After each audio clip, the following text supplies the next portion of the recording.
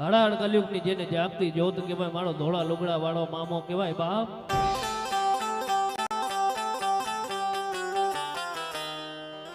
હળહળ કલયુગ ની જેને જાગતી જ્યોત કહેવાય એવો મારો નંદવાળા ચોક વાળો ખીજરા વાળો મામો કહેવાય બાપો.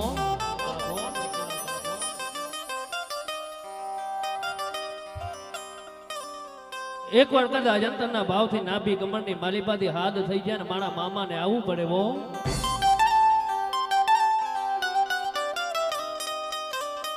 કે કદાચ કોઈ દુખિયાળી દીકરી હાથ કરે, દુખિયાળો દીકરો મનની માલિપા યાદ કરે,